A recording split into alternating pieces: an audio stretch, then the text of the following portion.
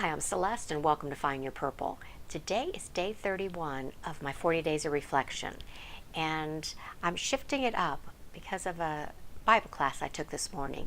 There was an example given that I think really puts a picture or story around learning about the Bible and why it's important to read the whole thing.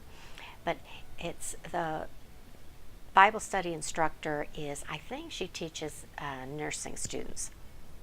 And she said this is something she will share with her nursing students. And she gives them a set of instructions, but without any reference points.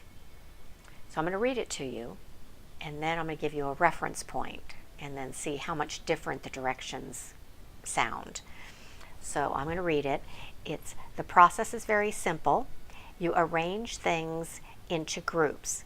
Now, depending on what you have, there may only be one group. You don't want to overdo it. It's better to do too few batches than too many, as complications can occur and errors can be expensive.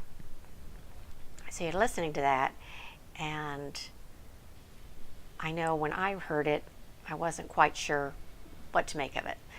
But again, we don't have any reference points, and I think that happens probably in nursing too. You're getting a bunch of pieces of things, but without a reference point, you don't know how to put together. It's like emptying a box of puzzle pieces, but if you don't have a picture to use, you really don't know how it's going to come together. Sure, you can go ahead and put the framework on it because you know you can find the straight lines, and that's why some puzzles don't even have edges, because they really want to make it difficult for the people. But you need a picture to go by. You need a reference point.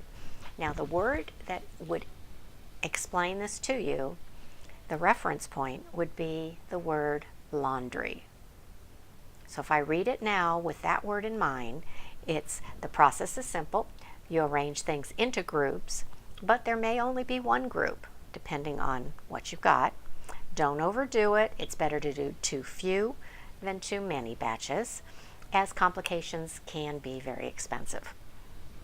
And so once you know it's laundry, you know it's sorting the whites and the colors, and then you don't want to do too much at one time, and it could be expensive. All your white t-shirts can become pink if you put in a red towel.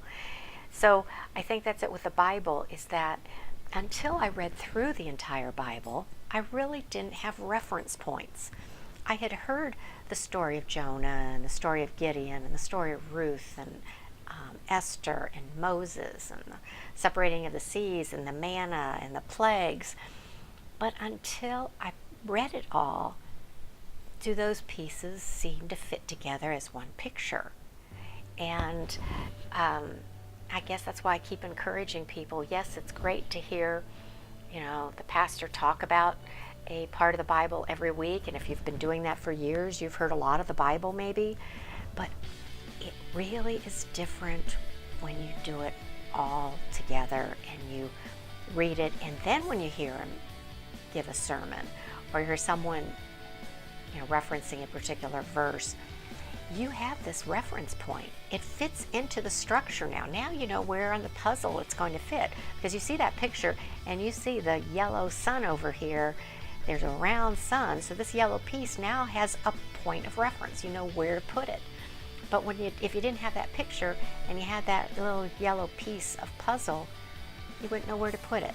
So again, I'm harping on this, but that is my goal, is to get people to read the Bible for themselves. I just think it just made such a difference, and it's so different than I thought it was, and the pieces fit differently than I thought they did. So that's it. Just do it. As always, grab your cup of tea, sit back, and let's start sharing. Until next time, bye-bye.